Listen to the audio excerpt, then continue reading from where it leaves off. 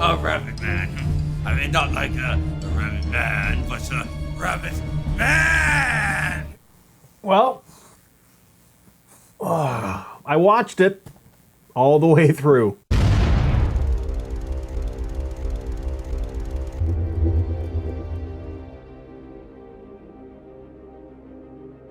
Hey guys, welcome to Happywax TV. So I had this movie, Rottentail, recommended to me by my friend Cora Linden. She had asked me if I had seen it, and I said no, I haven't. So I rented it, and I watched it, and somehow I made it all the way through this movie.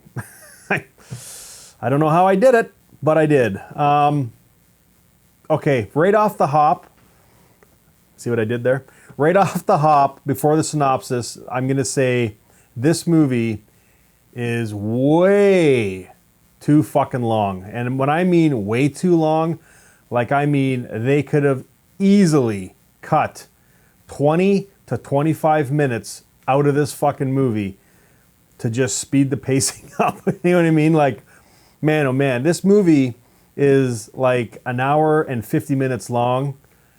And it feels, sometimes it felt like a 4-hour fucking movie. Like, sorry, but the editing in this movie, I don't know what they were doing, but like, come on guys. An hour and 46 minutes? Easily could have cut 26 minutes out of this fucking movie, or 20 minutes, like easily. Anyways, okay, I don't want to go on about that. Very quickly, it's directed by Brian Skiba, sorry if I mispronounced your name wrong. And then just the cast is Dominic Swain plays Anna Banana. Corin Nemec plays Peter Cottontail, also plays Rottentail. William McNamara as Jake Mulligan. He's kind of like the asshole priest in this movie. And then Gianni Capaldi as Dr. Sirius Stanley. I'm not going to name off the rest of them. This movie just didn't do anything for me. And I'll get into it, but let me quickly read the synopsis. Peter Cotton, a scientist that works on rabbits and infertility, learns that the military wishes to use his work to create superhuman soldiers. Cotton is bitten by an experimental mutant rabbit and changes into evil Rottentail. Okay, well that is pretty much the synopsis of this movie. Basically, that's it. He's a scientist. Gets bitten by one of this I guess genetically altered rabbit, which I'll get into in a few minutes too. And then he's got to save his girlfriend from the asshole who's a reverend. I guess he is. You know what I mean? He owns a church, but he's like one of these asshole reverends that you see on TV. You know what I mean? And they have these massive fucking churches, and they you know what I mean? Like, who is it? Peter Popoff or whatever his name. You know what I mean? Like these $1 million fucking priests and reverends and stuff that want your donations, and that's kind of the guy this guy portrays. And he has bought up land that Anna Banana's dad owned, and he wants it. I can't remember exactly the reason why. There was something on it that he wanted to buy this property or this church from him. So, but I'll tell you. I just could not get into this fucking movie. I gave it my best shot. It is shot in the style that I don't care for anyways. I know it's a low-budget movie, and I'm always saying, you got to give these movies a chance. And you honestly do, but not all of them are going to hit the mark. Now, I mean, there might be fans out there that love this style of movie. I am not one of them. I wouldn't even rate this as like a B-style movie. It's more like of a C-style movie. Like, the budget on this, I mean, must have been minuscule, but they try really hard to make it look a lot bigger than the budget actually was. And the prosthetics on Rottentail, I mean, looked pretty fucking good. You know what I mean? But it was the acting. And I know when you get these kind of movies and they try to go for over the top, and I'll tell you, Corin Nemec, who played Rottentail, like, I don't know if he was trying to go for like a Beetlejuice style of character, but it just missed the mark. The jokes were like cringeworthy, not funny at all. I don't know. I just could not get into this fucking movie. I just thought it was bad. It was, and then what I meant about how this film is shot is I don't know if they try to keep the scene interesting, or for lack of budget they use more like neon-y kind of lights. But you'll see it if you watch this movie. A lot of the backgrounds are lit with this red and green style light that kind of like one side is red and the other side is green, and then they overlap each other. And it just, I mean, I've seen actually quite a few low budget movies that try this style, and I just don't like it. I do not like that lighting in movies. It just,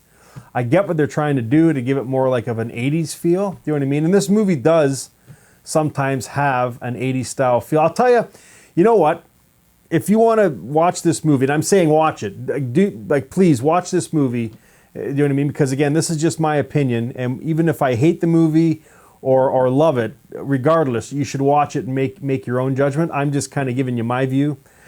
But to make this movie more enjoyable, is there the one positive thing that I will say about this flick is there is a ton of Easter eggs in it. You know what I mean? From other movies, like other like scenes and sayings and stuff. You know what I mean? Like props and stuff that they're trying to recognize other movies. And I mean, that's what I found myself doing, was just watching this movie and picking out all the references from other horror movies that are in this flick, and that made it more enjoyable. But my God, I mean, an hour and 46 minutes? Like, holy fuck, guys. Like, I don't know what you were thinking. I mean, God knows, according to IMDb, there were enough writers on this movie, but the editors, man, Jesus Christ, I don't know, man. Like, this movie was way too fucking long. And the other thing, too, with about the Rottentail character, again, prosthetically, he looked great. I thought the makeup looked really good. They did a really great job on him, but a lot of times it was hard to understand what he was fucking saying, especially when he wasn't facing the camera. Like there was a few times he was rambling off jokes or I have no fucking idea what he said. It was very mumbled. And again, this is low budget, so I'm assuming there was a ton of like just one takes in this film, but it really did detract from it because half the time I couldn't understand what the fuck he was saying. So, I don't know. And then the other thing too is the overacting. Like when I say overacting, I mean like overacting. This Dr. Serious Stanley guy, like, I mean, they could have toned his character down big time. Like, I mean, it was almost like, how do I explain it? Like when you go to a high school play and you get an actor or a kid trying to act and he's overemphasizing his lines and being over dramatic. That is this character, and it just, again, that detracted from the movie too. Like I just couldn't get into this fucking movie. So I don't want to rag on it too bad, because again, I'm sure there's an audience out there that will love this fucking movie. I just didn't do anything for me. It is gory. There is lots of blood and stuff. I'll give it that much. It tries really hard to be Dead Alive, and it just doesn't hit the mark. I mean, actually this movie tries to be a few movies, and it misses the mark. But I mean, Cottontail, I mean, just listen to his voice and listen how he's trying to do the jokes and his mannerisms. And if it doesn't scream Beetlejuice, I don't know what does, but it just doesn't work.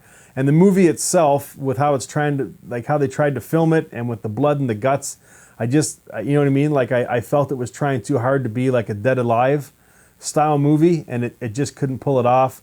And there was other aspects in there, you know what I mean? Like with Henry West. And I don't know, man. It just missed the mark. You know what I mean? I just, like with the Reanimator, I just couldn't get into it. So anyways, I gave it a shot. To give this one a rating, I mean, I hate to do this, but I mean, I'd probably give it a 3. You know what I mean? It's just, you get all these things kind of misfiring, and then you add on that it's almost a 2-hour fucking movie. I'm like, no. This, I can't do this, man. Like, so anyways, but watch this movie. Let me know what you think about it if you have seen it. Again, there's an audience out there that will love this style of movie. I just didn't care for it. So anyways, if you have seen it, leave me some comments down below and let me know what you think. And if you haven't seen it, by all means, please watch it and then get back to me and let me know what you thought of it. Yeah, Rottentail came out 2018. Had it recommended to me. Sorry, Cora, but I gave it my best shot, but I just couldn't get into this flick. I really wanted to, I had, you know what I mean? I really did give it a shot, but I just couldn't do it. So anyways, Rottentail, I'm going to give it a 3 out of 10. Yeah, if you've seen it, let me know what you think. If you haven't, go watch it. Let me know what you think. And as always, guys, stay scared.